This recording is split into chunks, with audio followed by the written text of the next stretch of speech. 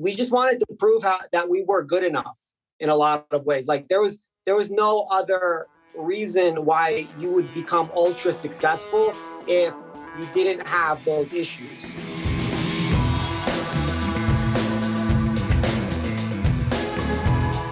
Hey, great day, everybody. Welcome back to the Jim Gale Show. We got another phenomenal guest, Roman Zarudyanskiy. I hopefully said that correct. But Roman and I met through Food Forest Abundance. He's been looking at getting a food forest set up on some potential property in Wyoming. But as we got talking, I discovered him working with, he's a high performance coach, works with high performance athletes, as well as with military. I learned about his background in Brazilian Jiu-Jitsu and some of the work he had done with a nonprofit, his own nonprofit in Costa Rica, helping boys and girls defend themselves against sex trafficking, against uncle, dad, whoever was a potential abuser, and helped ensure that they could be trained to kick that person's ass. So if that ever needed to be a reality for them. So I thought as Roman and I were talking that he would make an excellent guest for the show. So we invited him on, and we're really honored today, Roman, to be able to talk with you, hear a lot about your story and kind of what you've been up to and what made you decide to really invest your life into helping others be their best. So thank you for joining us today on the Jim Gale Show. Thank you for having me. Thank you. Yeah, it's so awesome to have you here. And to kick this off, I did try to give you a decent introduction, but why don't you tell our audience a little bit about who you are and what brought you to today?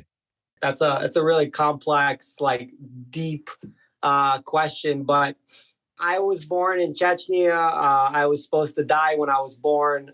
There were like there were oil refineries in the area, and they were dumping chemicals. So when I was born, I had a nervous system dysfunction. They said I wasn't going to make it. 600 people in that batch of people got sick. 125 people died. I was born like super heavily jaundiced, just like super sick. I had my first staph infection at 3 days old. And I battled with health problems until I was about 22.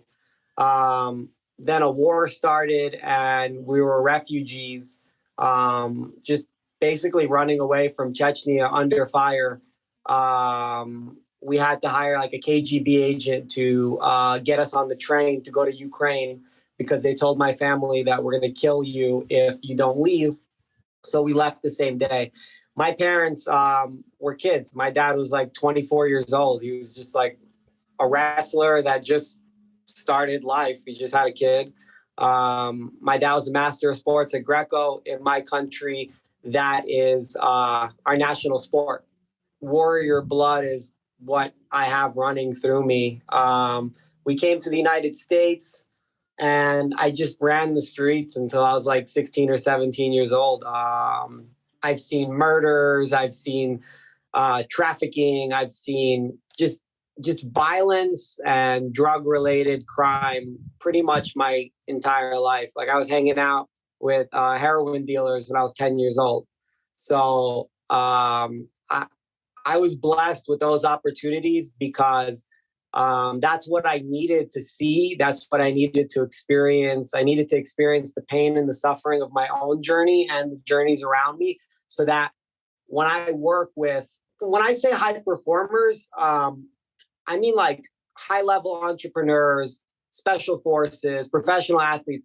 The reason why I bunched them all together is because they're all fucked up in the head, just like me and everybody else, because we just wanted to prove that we were good enough in a lot of ways. Like there was no other reason why you would become ultra successful if you didn't have those issues. So, but the problem is that most people never transcend that pain and they stay in that cycle because that's all they know. Like they all they know is how to fucking work. That's all I knew. I just knew how to grind. I knew how to make it happen. And it broke me at 22. I had like a really crazy, like spiritual experience when I was 16. After that experience, I went back to school because I was like in the gifted and talented program in school, but I dropped out because I just wanted to chase girls and sell drugs and hang out with my friends. Now, I want to come back to the spiritual experience that you glazed over. That's profound. And could you dive a little deeper into that? Yeah. So I had like some stuff that happened where I was involved in some violent crimes, and I was paid in mushrooms. I never did mushrooms before in my life at that point. And they gave me a lot of mushrooms. And I was 16 years old. Like I didn't know mushrooms. We did like ecstasy. We had like we smoked weed. We had pharmaceuticals. But like we grew up in New York City, so we didn't really have a lot of access to nature and things that you would do in nature. Like mushrooms are something that I believe should be done in nature. They're not a party drug. They're abused in that way so often.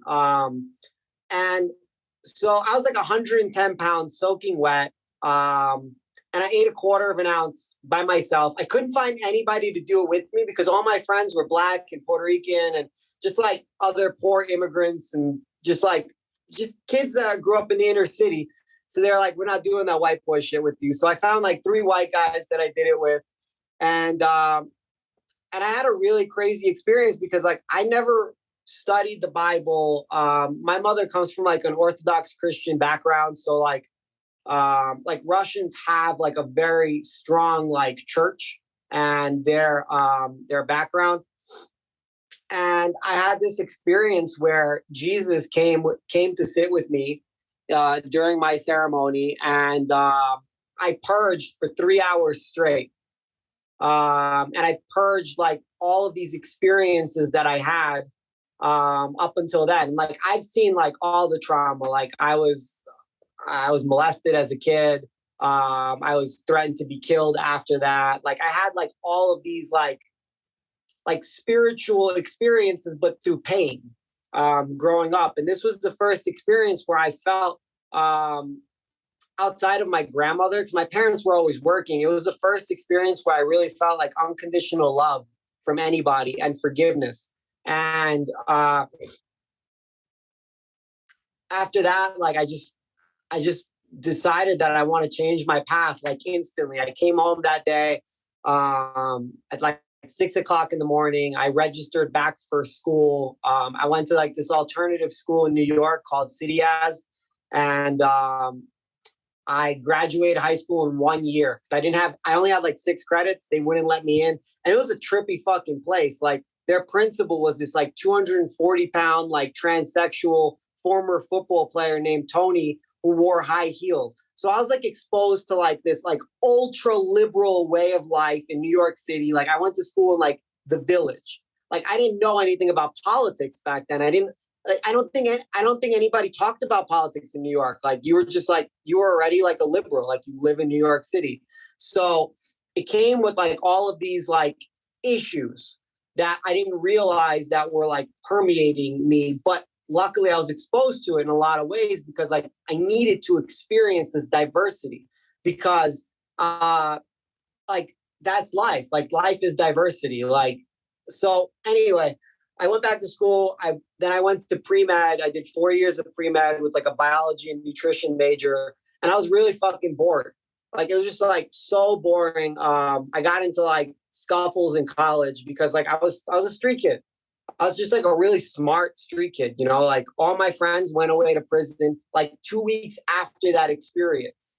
So they all went down on like huge charges and like a decade, 15, like serious time.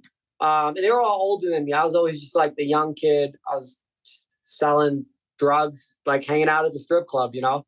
So they all go away to prison.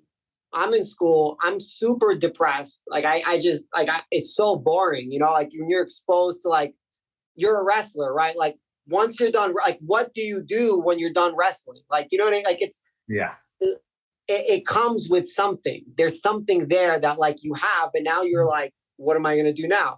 Obviously entrepreneurship, right? Like that's the only way. Yeah.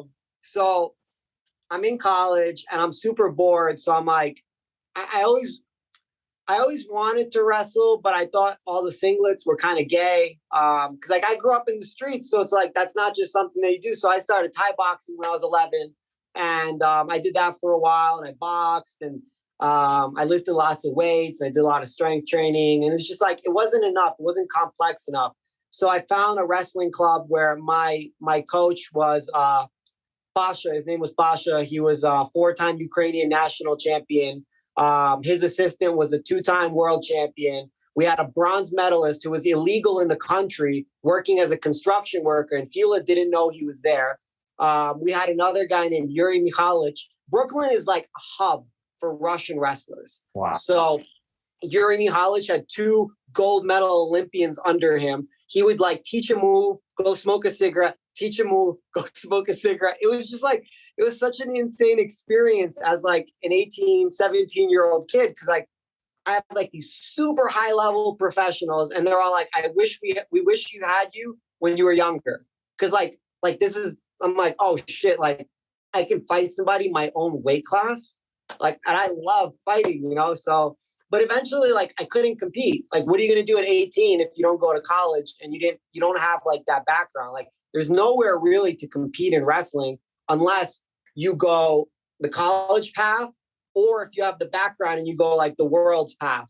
But like outside of that, like it's just, you're kind of stuck. So I remembered I used to watch the UFC with my dad and I started jiu-jitsu and I just started training jiu-jitsu when I was like 18. I got kicked out of a few academies. It just wasn't a good fit. I was too wild. But when I started like really training, I got my blue belt in like, I don't know, a month and a half, 2 months. I got my purple belt in a year and 6 months. I was just like competing every weekend, like as much as I could. You're addicted. You're lovingly addicted to it. Oh, I'm a crackhead. Yeah. I just like, I pick and choose what I'm addicted to. Yeah, you know? That's huge. First, it was women, then it was like jiu-jitsu. And after that, I broke because when I got my purple belt, I was competing a lot. And then I started to get this pain in my neck and I didn't know what was going on. And then it just started getting worse and worse and worse. And I was getting all these micro injuries. I was all taped up. And I went to the doctor and they're like, you have 2 herniated discs in your back and your neck, and we're going to have to fuse your neck. And I was like, I'm 22 years old. Like, I don't want to fuse my neck. They told me you'll never compete again. You'll never train again. And I was like heartbroken. I got super depressed. I got suicidal. Like I started to have like the thoughts. I didn't do it, but it's like the thoughts started coming and I was like, I wasn't sleeping. There was a point where maybe an hour or 2 a night, I couldn't sleep for 3 months. It was terrible. I took 2 Ambiens one night and I couldn't fall asleep. And I was like, now I'm in trouble. Like if I can't fall asleep with 2 Ambiens, like there's a fucking problem there. So that's when I started my healing journey. I dropped out of college. I started my own academy because I just realized like I'm not employable. Like I can't like work for some fucking retarded institution. Like I'm in the hospital. I'm working the cancer ward, doing my rotations for nursing. And I was like, this is stupid. Like from what I know, from what limited I know about health, like this is wrong. Like what they're doing is preposterous. It's just like, it's criminal almost. And they're just not aware of it. Oh, it's criminal for sure. Yeah, it's criminal. And they're not aware. Yeah, I just wasn't aware of it enough. But that time I was starting to play around with like organic food and like just like the ideas started coming in where I was just like, something's wrong inside. Maybe it's not my body externally. Maybe it's like inside. So then I started I opened my academy. That blew up. I started creating like tons of fucking high quality jiu-jitsu practitioners, but I was just like kind of bored with it because it wasn't enough. Like it was like, okay, like you're a great practitioner, you're a great jiu-jitsu guy, you're a great grappler, you're a great mixed martial artist, but like I wanted to make great humans. Like I didn't want to, because everybody is just like broken. Like everybody that comes to combat sports has like a chip on their shoulder. Everybody's broken. And it's very rare that people stumble in there without some sort of pain that they're trying to reconcile through more pain. And so I started that journey. I got my like holistic nutrition degree. I started to meditate and I started to do yoga.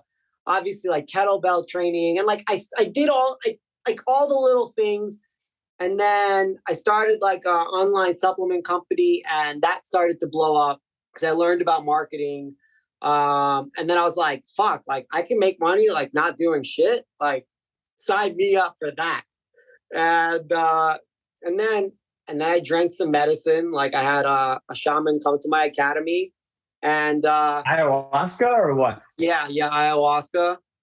So that told me I need to move out of New York. And it was right before Hurricane Sandy. Then Hurricane Sandy hit. My academy didn't get hit. Me and my ex-wife, we were part of the relief effort before the Red Cross got there, before the National Guard got there. Everything was like burning, naked kids running around. People are getting shot in New York. And it was like a tropical storm. It wasn't even a full-on hurricane.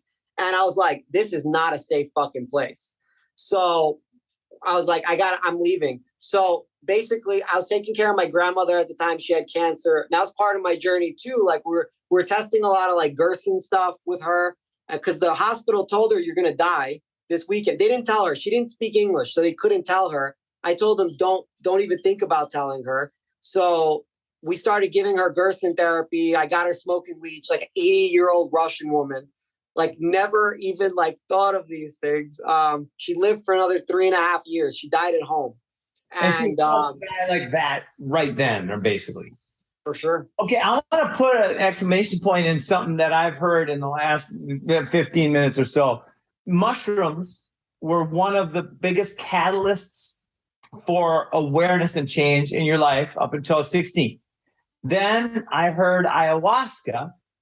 And then I heard for your grandma, cannabis and Gerson, which is all of the things you're talking about are natural substances that are found in nature. 100%. That is just profound. Everybody, that if we could just all know that, like using these technologies that are God's source given to heal is epically profound. 100%. Like the magic is all around us. We just have to open our eyes. We have to look at the panorama around us. Like we're so focused in on like these ideas that we've been fed. But that was like my moment of like starting to like really like expand and like wake up a little bit more. Moved to Costa Rica, saw a lot of like struggle there with people. I saw a lot of like just poverty, and at first it was kind of like uncomfortable because I'm like, how the fuck do these people, like I thought I was poor growing up, you know? And like I see these people and they're like living in these metal shacks. There was this woman that had 6 kids, 7th on the way, single mom, tons of dogs and chickens. And whenever it would rain, they would huddle in a corner because that would be the only place where it doesn't rain. And Costa Rica gets fucking rain. So we built her a house, and I was like, you know what? This isn't fucking sustainable. We can't just fucking build houses for people. Like we have to figure out how to empower the next generation. The old people are fucked. Like, and I mean that with the most compassion and the most love. But the reality is like, if you've been going on a trajectory for so fucking long, like it's very unlikely that you're going to change it without some pain. So am I giving this person a gift, or am I cursing them by making them codependent on me building stuff for them? Because then the next person wants me to build stuff for them. The next person wants me to build stuff for them. And then it's like, you can't change the culture. The culture is the fucking culture. You have to change yourself. And for me, I was like, we got to start with the kids. So started an academy, it blew up. Like it doubled in size every 6 months. So I had to get new locations. I had this mentor there. His name was Mr. Russell, old white guy from Florida. He was the guy that built Tamarindo. Like he was a real estate guy. He came down there. He bought Flamingo actually, and his partner bought Tamarindo. They traded because he seen Tamarindo had better waves. He went to a surfing conference. This visionary, right? Went to a surfing conference, talked to the guys from Endless Summer, told them, let's do Endless Summer 2 there. I got Cabina's Girls and Beer. Wow. They came down, and that's the fucking story. That's how Tamarindo was built. So he helped. Yeah, for sure. Freaking awesome. So he helped. He gave me the first space. I rented it from him. The second space, rented it from him. And then the third space, I was like, I had this vision in my meditations, what it looked like. It was this big like barn. And then I started walking around his property because like he owned everything. So I was like, that looks like the place. And he was a hoarder. So he would like collect all this shit. And I told him, I was like, Russell, I need that spot. Like, you're going to rent that spot to me because I'm going to change like the trajectory of this town with that spot. And he was like, it's a lot of work. Give me a deal. So, but he was like a handshake deal guy. He never signed contracts, nothing. So we signed, we shook on it. He gave me the space. I don't run it anymore. My old students run it, but it's the biggest jiu-jitsu retreat space in Costa Rica, in the world right now, for sure. Not just Costa Rica, in the world. Every week, it has like these celebrities of jiu-jitsu there. Every week, they're doing a camp. It has 180 kids now that don't pay, that they buy them school bags, they teach them jiu-jitsu. When I was there, we had like multiple national champions that I created in the kids pro. Like, they literally swept every other academy in Costa Rica. It wasn't even competition because their mindset was very like laid back. My mindset is very like systems, processes, and drilling, lots of fucking drilling and building up the physical body. So when my kids came to these tournaments, I made sure the girls were competing in the boys divisions. The girls were competing 2 years above, 20 pounds heavier. And that's a big deal for kids. 20 pounds heavier is like, it's like lightweight competing with like light heavyweight. And we had 2 girls, 2 sisters that didn't even have any points scored on them. Wow. Yeah, I mean, I loved it, but it just wasn't enough for what I wanted to do. Like, then we started to see like the human trafficking stuff. Like, we started to see like these weird elements in like the community, like kids wouldn't show up or some random dude would show up with a girl. And we connected with the OUR people. We had a guy named Tyler come down. He's part of like some of their operations and like logistics. Operation Underground Railroad. Oh yes! Wow. So they came to stay with me. A lot of us in this world. I mean, and this is part of my experience too. There's certain things that I don't want to look at. They're so disgusting. I don't want to look, but I also want to be aware because it's only through awareness that anything could ever happen. For sure. No, I want to look.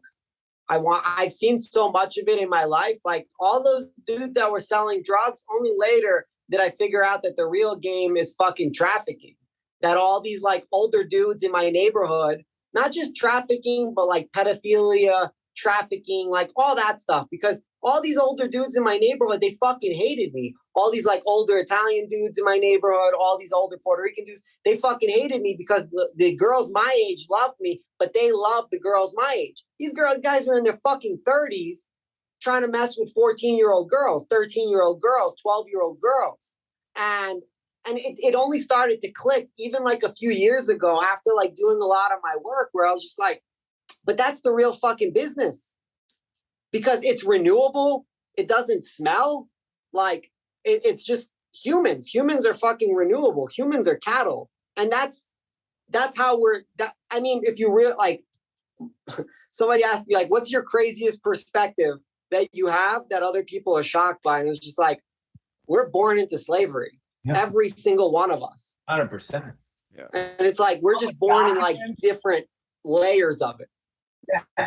The form of branding that they use on our population is cutting off the tips of men's penises. Exactly. How fucking crazy is that? Everybody's talking about like what is it? Abortion right now?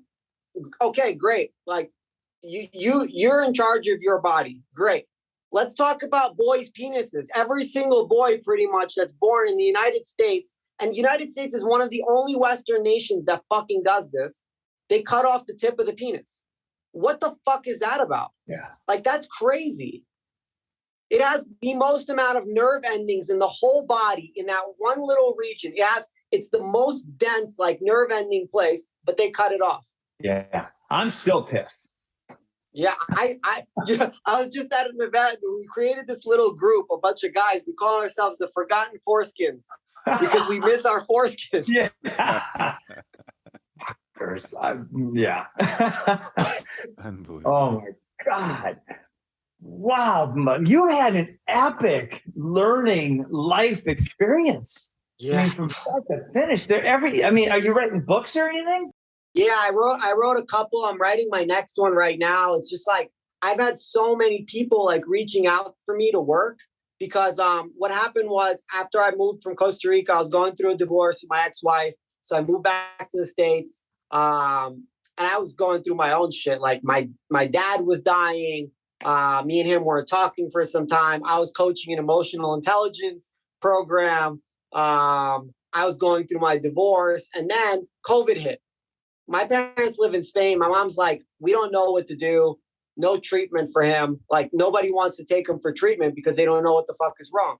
And he is like the warrior archetype. And the warrior archetype only ends their life that way. Like it's like either with a bullet in the head or a fucking heart attack or something like super extreme. They always die screaming because it's just like, how else are you going to fucking go if this is the only thing that you know? Like you live by the sword, you die by the sword. And so my parents came to stay with me for 2 weeks. COVID hit. They wound up staying for 7 months. And I have a lot of different communities that I'm part of, like jiu-jitsu, yoga, like NLP. Like I've spent almost $1 million on my education in the last 15 years. This is all I've been doing. The only reason I became an entrepreneur was to fund my healing. Because like, yeah, I like making money, but like, dude, I don't even wear fucking clothes. Like it doesn't even matter to me. Like, it's just like, it's always there whenever I need it. I just press a button and money comes, right? But the thing is, it's like, I needed to earn money because all of these programs and all of these teachers like needed to get paid. So I was going through the stuff and I have all these tools and I'm like, what am I doing this for? Like I'm starting my healing. My dad's here. And I started to look at my communities and like people are going to start committing suicide because they can't hang out with each other. So I started a free online program and I would run a class every day, hour and a half. I would do very specific types of breath work to correct like nervous system dysfunction, meditation, and very specific movement to release trauma and strengthen certain elements of the body, like heal like the major points in humans: neck, shoulders, lower back, hips, spine, the diaphragm, the area in the diaphragm holds a lot of trauma. So I was doing that. My parents were doing it with me every day. Wow. So for 4 months, every day, I started to see all these crazy, and I thought like I was onto something, but I just wanted to see the data. Because when COVID hit, I opened my doors. I was seeing people for free. So since COVID hit, I've seen like 2,600 people. And I have the data for all these people, like all these symptoms and like what their measurements are. And when my parents were leaving, for the first time in my life, my father acknowledged me. And he was like, if it wasn't for you, I would have been dead. And I just like broke down because like I was doing my own work, like living with my dad. I fucking hated him when he was at my house because he was everything that I didn't want to be at that time, you know? And it brought up so much shadows for me. And like, I started like my own like Jungian process of shadow work at home and like living with this dying warrior who hated me at that time too. He was just doing things because nobody else was going to fucking help him, you know? Yeah. But we created this connection at that time. And like now we talk for like 3-4 hours. And it was just like so necessary for him to go through the pain, for me to go through the pain. And through my healing, I created like my intention was like, I just want to be paid for being myself. Like I want people to give me money for me to be me and to help them be them. Because you're about service. You've created a life where your service is of value, and then the ethical exchange of value means you get paid for that service, which is perfect. That's the world that we are evolving into. But by design and intention. 100%. Awesome. So that's been that, and then now I'm in Wyoming. Big skies. Big skies, man. Big skies. So as you've transitioned from Chechnya to New York, to Costa Rica, now to Wyoming, what kind of things do you see for yourself personally that really made you choose Wyoming? And also, now what are you doing to prepare? Because I can tell you like to be prepared for things. What are you doing to prepare for what you see ahead? I think this move to Wyoming has something to do with what you see ahead and your preparation for that. So what's brought you to where you're at now in that regard? So I was living in Vegas at the time, like coaching at that EQ organization. And I went nomad for 2 years or a year and a half.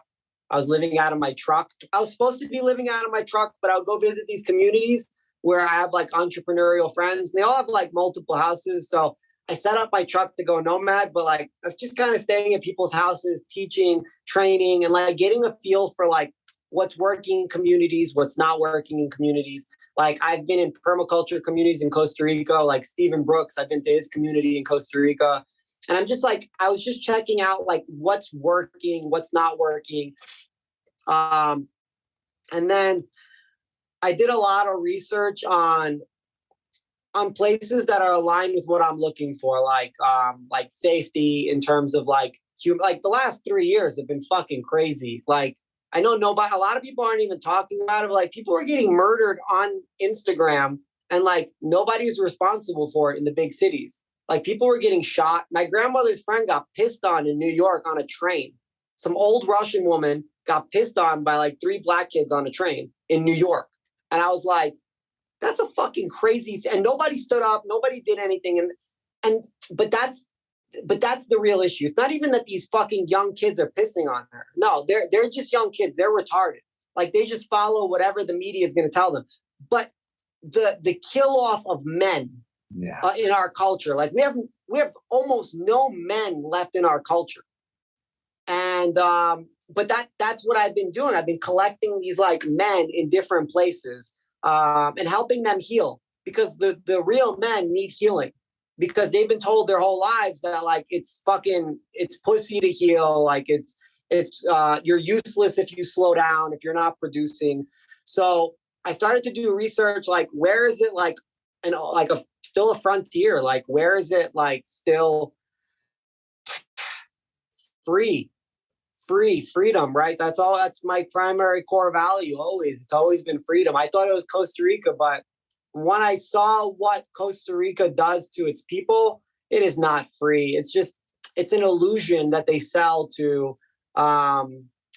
naive expats and tourists. Yeah. They're like, I spent 12 years there. It's the most beautiful place of the 47 countries I visited. It is the most beautiful place, in my opinion. The animals, we lived in the jungle. We had an animal rescue center. We played with monkeys, which is my kid dream. But the government there is so fucked up on every level. We actually got extorted by the government, by the main guy at Chechnya, the main guy, the head guy. He created a forged document, had 2 of his underling lawyers sign that document saying that we encroached on the primary forest. Well, fortunately, the government hates each other because they're all just despicable human beings. And so the main guy, the guy who actually wrote the document that they had manipulated and forged and signed that it was a real document, the guy who wrote the original document for Manai, right? You know, Manai, he was our primary witness. And he's like, what do you mean? I wrote that document. You guys are lying. We caught him red freaking handed. A court-appointed actuary said that we are owed $28 million. We haven't been paid, but at least we got them off of our backs for the next 4 or 5 years. Now, this for the first time in many years, I am pretty happy about what's going on in Costa Rica. Have you heard about the new president? No. Oh, this is made. I've got people from Thailand and Japan sending me articles on the president now, who just got elected in May, just took office, is going after them. He's going after the criminals. He actually said there's no more mandates. Mandates are illegal, and any corporation in our country that's pretending that they have the right to mandate our citizens is a criminal. And I mean, so anyway, that's good news for Costa Rica when For the sure. top is ethical, and it seems like he is. So shout out to that new president of Costa Rica. Yeah, that's awesome. I mean, I hope he sticks around, right? Yeah. Oh gosh, Yeah. that's the first thing I thought. He's going to go the way of all these other presidents that came out against this system. Yeah. In Costa Rica, back about 2 years ago, they had one case of what they called COVID, and then the WHO showed up. The next day, they had 256 cases. Yeah. It I mean, changed the story. Well, I mean, I don't know, man. Like, I don't think it is even real. No. So It's crazy. I would be on the same page. It's just like this illusion that they've created to encroach even more on the rights of humans, even though humans didn't even have any rights to begin with. Obviously, as we've seen in these last couple of years. Humans have the lawful right, the God-given right. Yes. Doing natural law. Want, as long as it's not force and violence. It's do no harm. Yeah, but take no shit. Exactly. Yes. Yes. I've got some great books here on some of these manipulation stuff. So this one, you can't really see it there. This is Beauchamp or Pasteur, Lost Chapter in the History of Biology and Virology. One here called What Really Makes You Ill? Why Everything You Thought You Knew About Disease is Wrong. This one's called Dissolving Illusions, Disease, Vaccine, and a Forgotten History. This one's called Virus Mania, How the Medical Industry Continually Invents Epidemics, Making billion-dollar profits at our expense. And then Amazon #1 bestseller, The Real Anthony Fauci, written by Robert F. Kennedy. And this one is Bill Gates, Big Pharma, and the Global War on Democracy and Public Health. And if you ever have read books and you've ever looked at citations, Robert F. Kennedy is a lawyer, right? This book is full of pages and pages and pages of fact citations about where all this has come from. It's probably one of the most well-researched books ever written, and it just blows it wide open, the corruption inside public health, inside the CDC, inside Big Pharma, and what they're doing to manipulate the population and really the war on democracy. I don't believe, it's crazy to say, I don't believe that viruses exist, at least not the way we're told. Right. Well, right. For sure. It's germ theory versus terrain theory, right? Yes. So essentially like we've just been fed this lie, right? But when your root is a lie, everything on top of it's already a lie. So it doesn't and that's the thing that they want us to do. They want us to argue about the tertiary lies versus the primary root. And the primary root is like everything is fucking corrupt. They've lied to us about everything, our origins, our history, our medicine, politics, money. All of this shit is a lie. Real estate, right? Like everything is essentially like how it's presented to us is a fucking lie. Everything, which is, it sounds like a really crazy thing to say, to like hear myself on the outside saying it, but like I have children and there is literally nothing that the school teaches, any school teaches, that I believe is true. Yeah, it's crazy, right? Here's another one that talk about the lies. The One World Tatarians. You ever heard of Tataria? The greatest civilization to ever be erased from history. Is it the one that was erased by like the dark elite? It was like a specific one, like where they would steal children and like take their blood and stuff. All kinds of wildness, but Tataria is an area that basically makes up Russia today. But it's spread through most of Europe as well. And Tataria has basically been erased from history. And it's fascinating. So that's another great book if people want to check it out. It's called The One World Tatarians. Oh, I'm going to check out all these books. I'm gonna rewatch this and I'm gonna like I'm gonna put them in my cart. So yeah, I mean, I found Wyoming. I think it's the spot for me, at least right now, it's aligned also with my astrocartography. I have this astrologer that does like astrocartography, and he can give you the lines where certain things are supposed to happen in your life, where you're supposed to be. I was really far off in most of the places I was living. But when I first came here, obviously, like, I'm very different than the people here. Like, where I live is like a lot of farmers. It's ultra conservative. Honestly, I don't vibe with ultra conservative or ultra liberal. I just, because, and I don't know if you guys are familiar with Mark Passio. Yes. So he has that presentation on our cosmic abandonment. He has like a really good 2-hour presentation, and one of the things that he says there really resonated with me. I just couldn't stop chuckling. And it's just like, the left, like the liberals, have mommy issues where they want somebody to like breastfeed them and take care of them, and the right have daddy issues where they want somebody to come protect them. And I was like, it's so true. There's like fear, but in different ways, on both sides. And but it's just getting humans to argue about stupid shit that's totally irrelevant in our experience. Picture, we're arguing about stupid shit when we could be collaborating about bringing peace and joy and wisdom and freedom to the entire planet, which would simply be exposing the ridiculousness, taking out the poisons, and working together to create beauty and abundance. It's like the Bill Molson quote: though the problems of our world are increasingly complex, the solutions remain embarrassingly simple. 100%.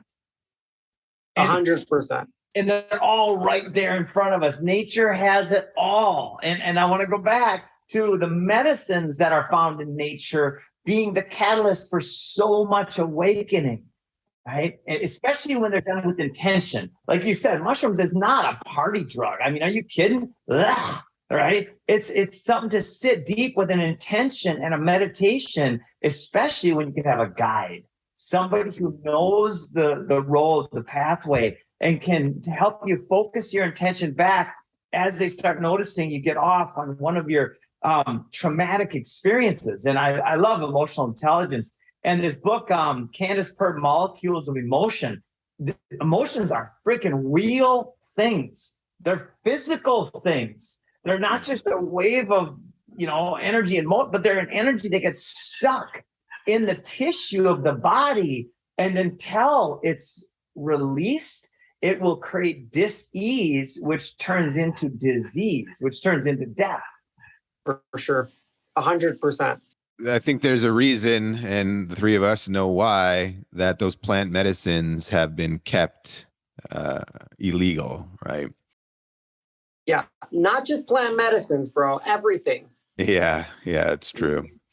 And everything has been hidden from us. Yeah, it's crazy when you come out from underneath that veil, how you begin to realize much or most or almost all of the foundations of our life are manipulated.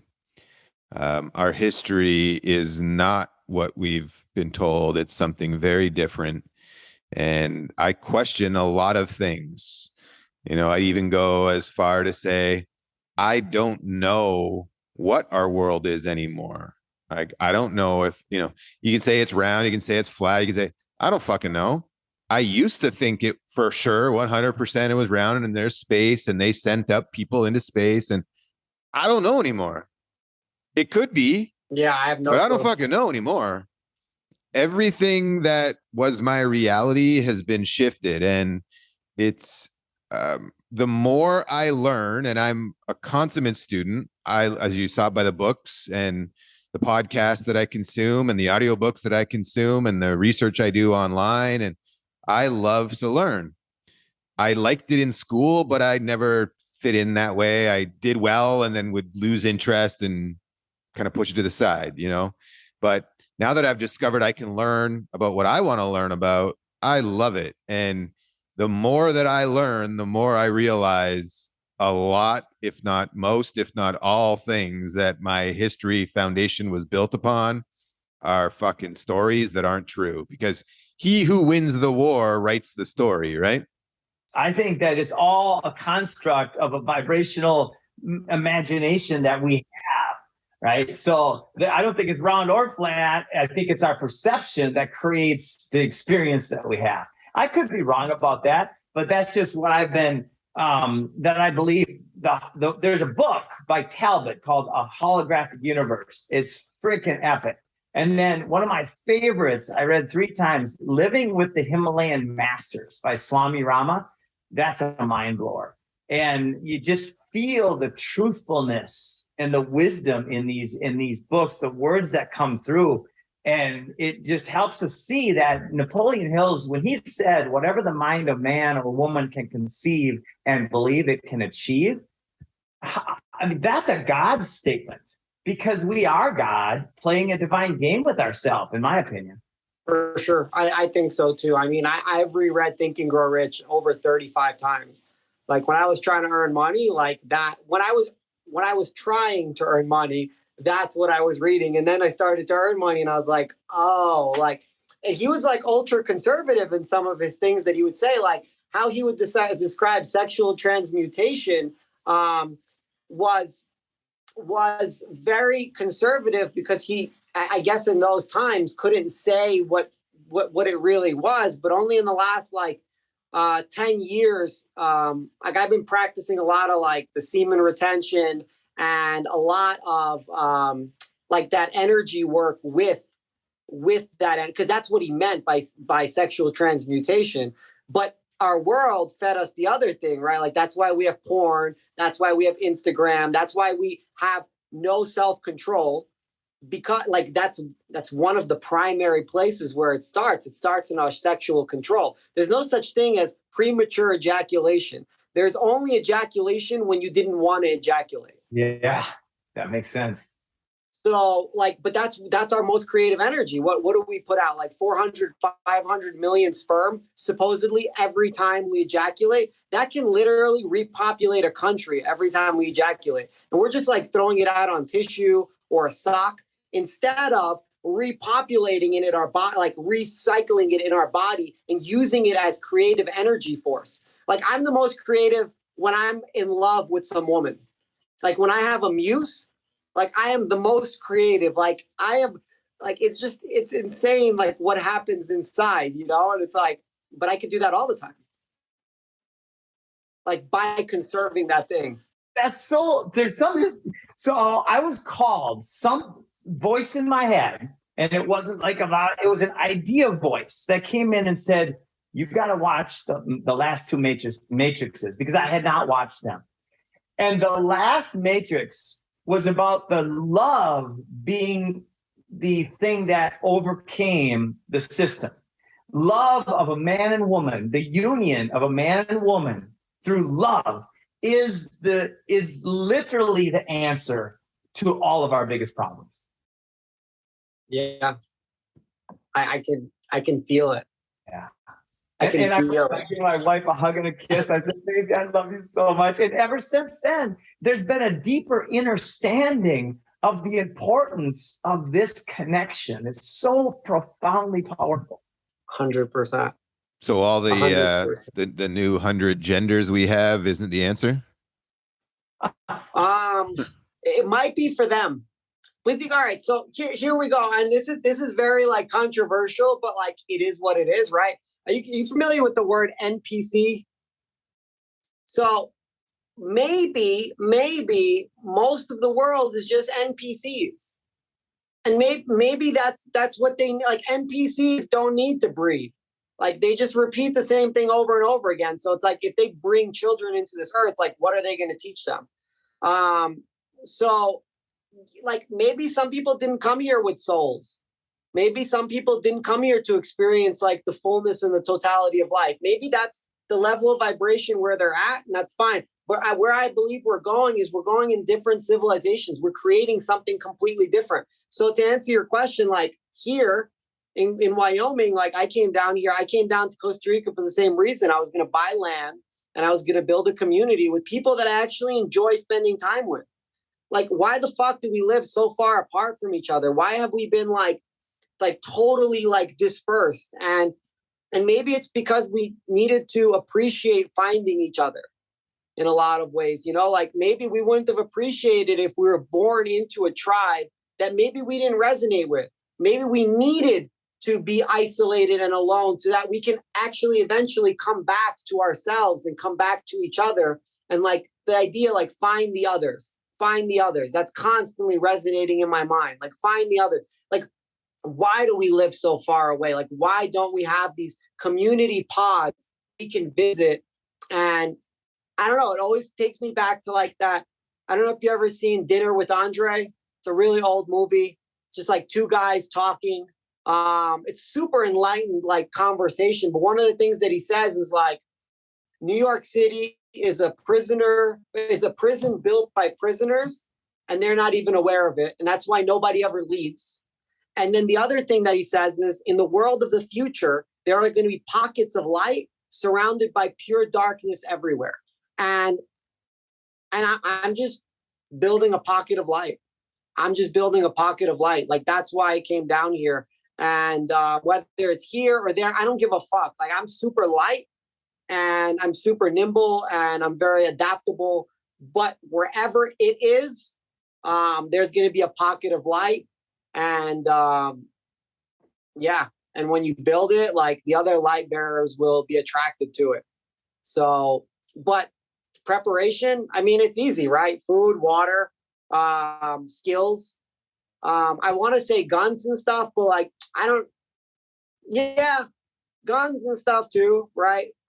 Guns and ammo and all that stuff. But I don't think that's the most important thing, because realistically, like, I believe that there's going to be two completely different dimensions.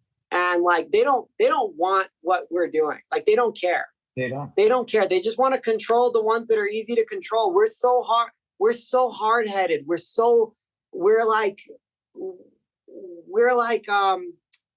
such rebels in so many ways that like why would they even try? Like, it's not even like a thought. Like, they're just like, just go do your thing. Well, and like, they're gonna try to have the ones who are fitting into the system be the ones who do the controlling of us, meaning that's where you'll end up with, civil war and that kind of nonsense, because you'll have, and there you see them doing a great job with it already. That's where the labels come into play, right?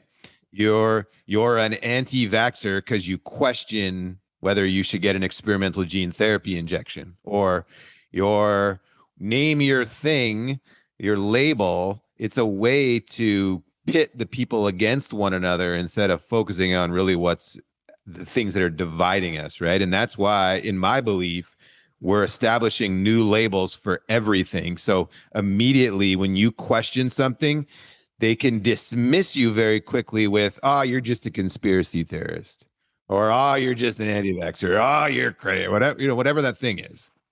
Yeah, but like, words don't hurt me. That's the thing. Like, their words can't hurt me. But that's where what I'm saying is, like, I'm not scared of them.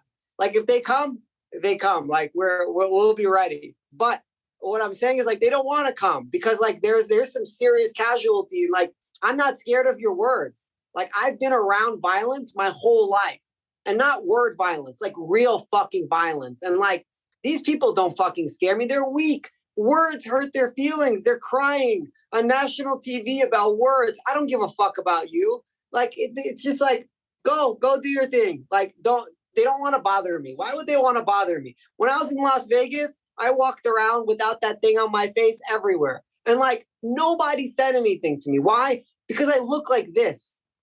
Because of my energy. Like, it's like, yes, the field of energy around me is like, and it's all love. Like, you want to wear your mask? Great. I'm not wearing a mask. Great.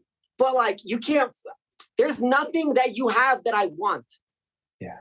That's the big one. Like, there's nothing that they have that I want. I don't want to go to bars. I don't want to go to the movies. I don't want to hang out with them. They're meaningless. Like, they can't control. That's how they control people, though.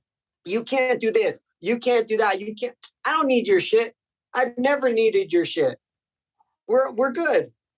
Yeah. That's so epic. It's an energetic signature. And here's a belief system I have. I think that there's something divine and magical and massively empowering about faith and courage.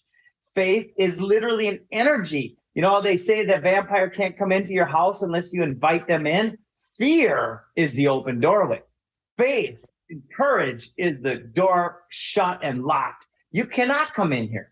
And David Icke was saying the same thing just the other day. Listening to him, he's like, why don't they come after me? Because I'm not scared of them. They can't hurt me anyway, right? They might be able to hurt this physical body, but they can't hurt me. And that is just so empowering, right? And to inspire is when we find our tribe. And that's what's amazing. I have never had so many close, dear friends as I do right now in my life. It's such a beautiful thing. You reached out, or you said, find each other. That's what's happening, is we're all vibrating up from this, and we're looking around and we're seeing the light and the dark and the light, and we're going to the places of enlightenment, right? The opposite of government, is enlightenment, right? One is control and slavery, and the other one's freedom. For sure. Outstanding. For sure. For sure. I have no fear of them. Like, what's the worst they can do to me? Kill me?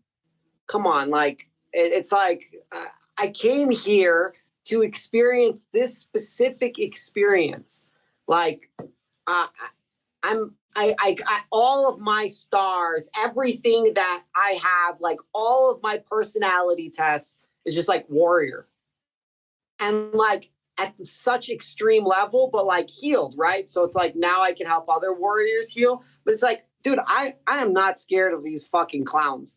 And it's all love. Like they're more than welcome to do whatever it is that they're doing. Like, and I get to do what I'm doing, but like, it's just, I don't know. It's just like, I've met scary people in my life. And these are not them.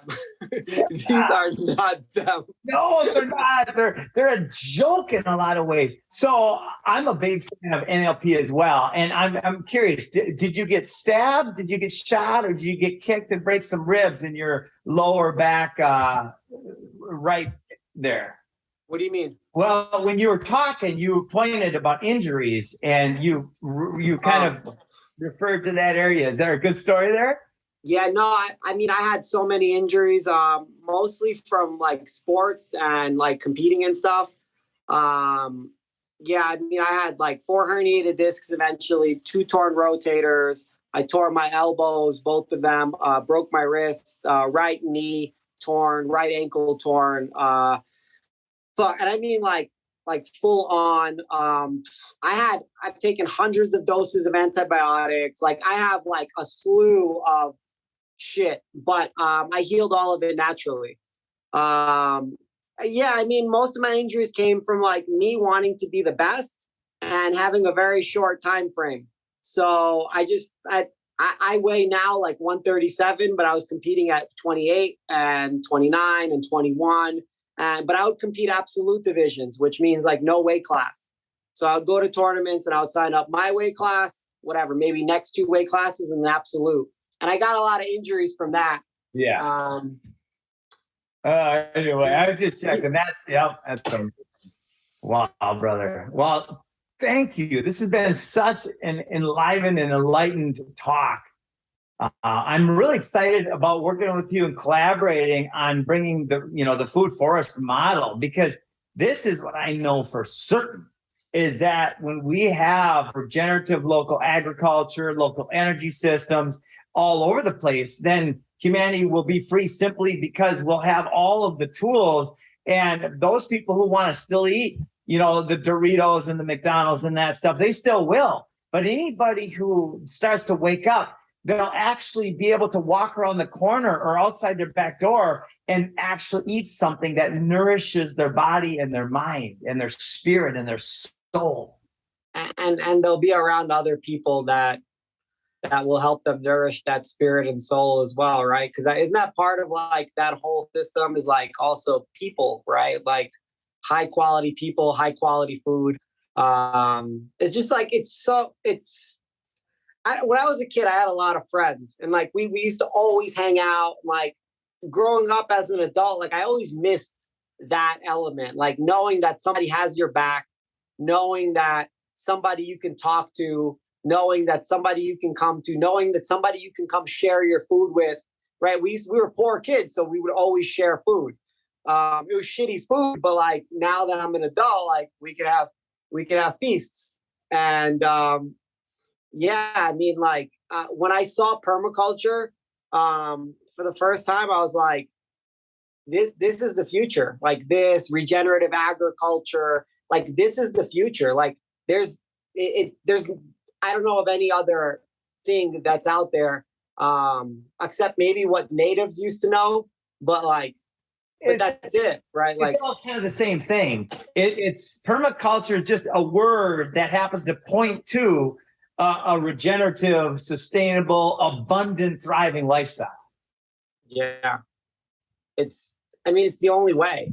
It's really like I don't know. Maybe there's other way. It's the only way that I found, and like I've been searching for so long on every. It's just like it's the only way where humans can sustainably remain fucking human. Because otherwise we're just like working. Yeah. Like, and that's not really that human. No, paying to live is not human. Yeah. Have you guys ever read Ishmael? Yeah. Yes. A long time ago. Ishmael was a big shift for me because I was just like, wow, like humans have to dance for food. Like it totally makes sense. Like even in Costa Rica, right? I moved to Costa Rica because I thought it was just like, you'd be walking around, you like pick a banana. And what you see when you come to these towns is like they've cut down all the fucking trees because the grocery stores and the supermarkets were like, you can't have that shit here. We can't earn money if you have fucking food growing everywhere. And it's just like, fuck. Yeah, absolutely. Where do you live, Jim? I live in Central Florida. We're building an off-grid community that is on a private 430-acre lake. There's a runway to the east. It's almost a mile-long paved runway, which we're looking to acquire. And we got 52 acres. We just built a massive pond. We've got epic amounts of food already growing. And people ask me when I'll be done. I'll never be done. We just got beehives. We just got 14,000 fish added to the pond. We just got 7 cows. 2 of them are pregnant. I mean, it's chickens. We have so much there. We're even doing our own biofuel. So we're going to be doing some kind of hemp biofuel and getting the systems in place for that. So we'll have everything we want, we desire to thrive. Why Central Florida? Well, there's a lot of reasons. One is it's close to Costa Rica. My wife goes back and forth regularly. It's an easy flight. Her mom's here now, her family. The other one is I grew up in Minnesota and I like Florida weather. I love it here. I'm not a fan of Minnesota type of weather. Yeah. So one of my buddies in Costa Rica is from Minnesota. He's a real estate agent in Tamarindo. But yeah, I don't think he's ever going back. So yeah. I understand what you mean. Especially now. Holy shit, Minnesota's went to the shitters. Oh yeah, that was like the hub. Like that was like the entry point for a lot of this stuff, which is very interesting. Very interesting. They brought in all these people of war age, fighting age, 19, 18 to 31 males. A lot of them from Somalia, and a lot of them had certain belief systems. They very openly hated America. And yet we brought them here. We gave them apartments. We gave them funding to live. And when I say we, the same people who are running the system all over the world. And I like to say, it's not the Chinese people. It's not the Russian people. It's not the U.S. people who want to fight each other. It's the head of the snake. It's evil. I think we're in a divine game. So I think it's all possible, right? I mean, why are they using the mark of the beast on their patents? Bill Gates, right? The 2020-666 and the trace bill, tracing, reaching, and contacting everyone, 6666, and luciferase as the system to I'm like, what the fuck is going on? There's some crazy shit going on. And but the fact that it's all talked about, right? It's all talked about in the Bible. And it's remarkable. And I think it's remarkable.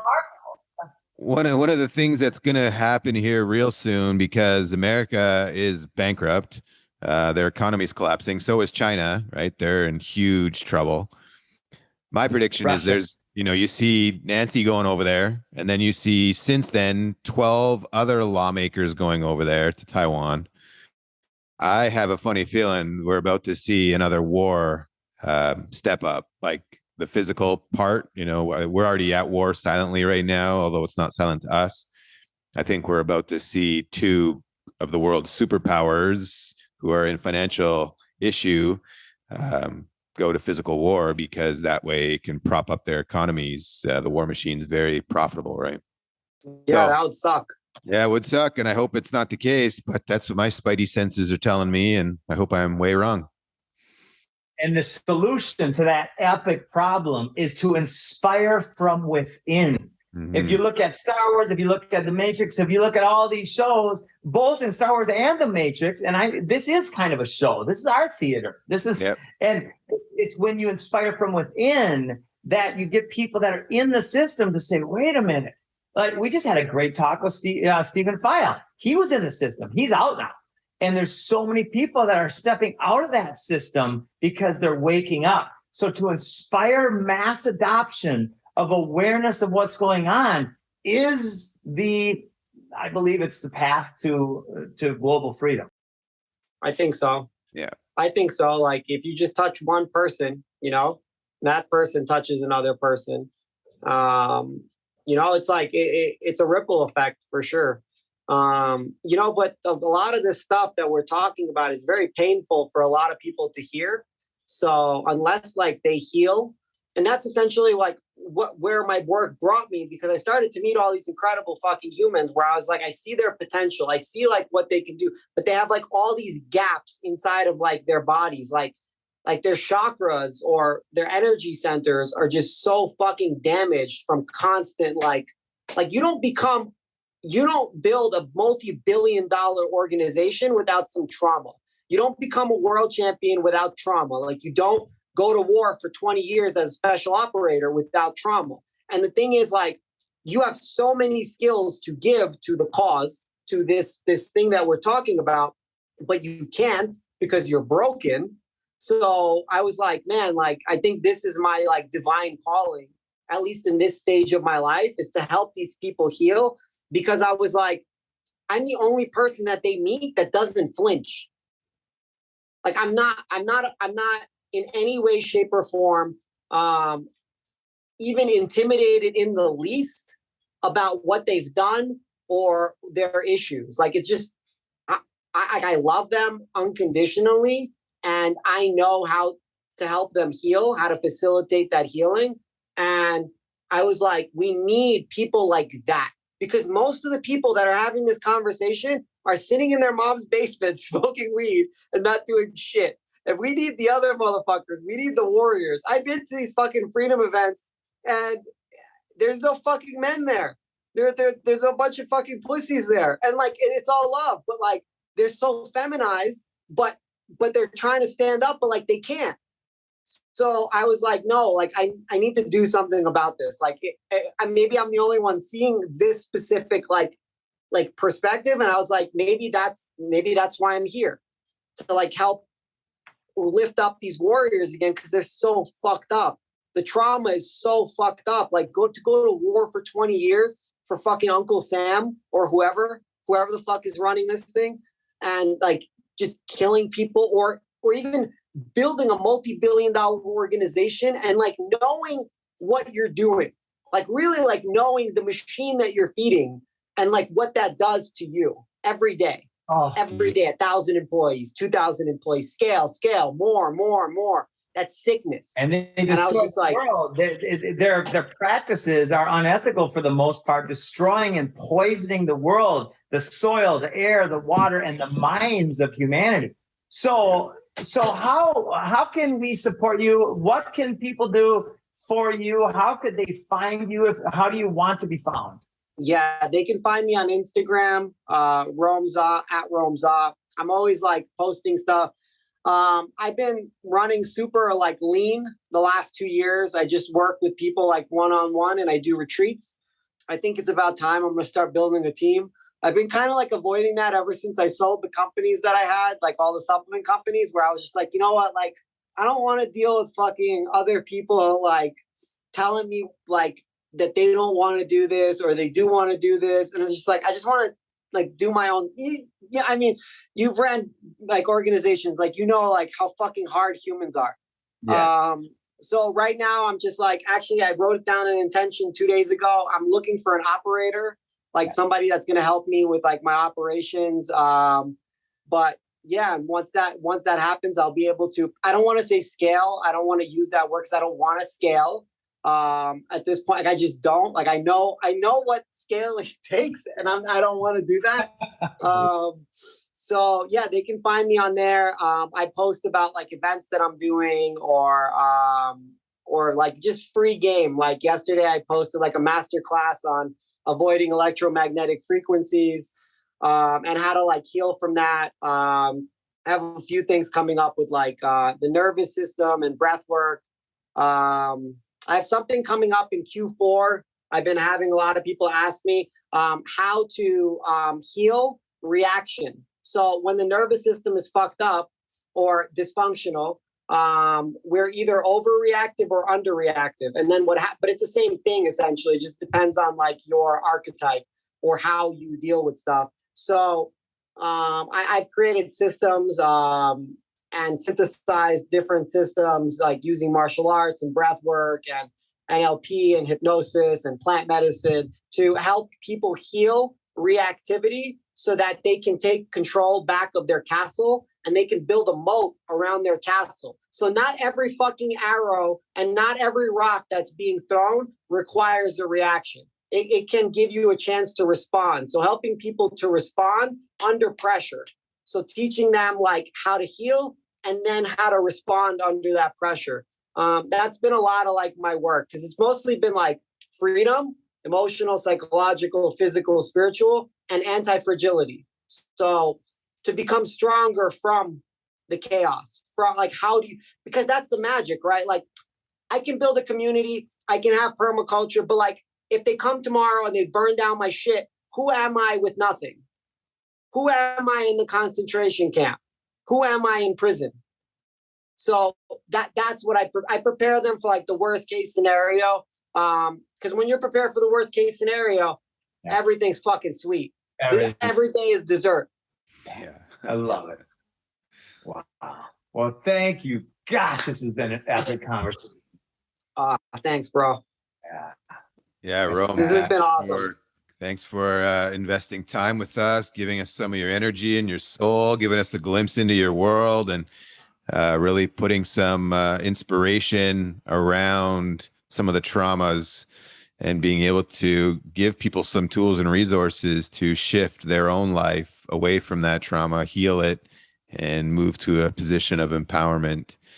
You know, we're in a time of some potential darkness around us, and at the same time, we are seeing a lot of light. A lot of people are waking up every day realizing they are the ones that can make this shift. And it starts with each of us, right? Realizing that if you want something to change, it's up to you to change it. If you want the world or your world to be a better place, make it so.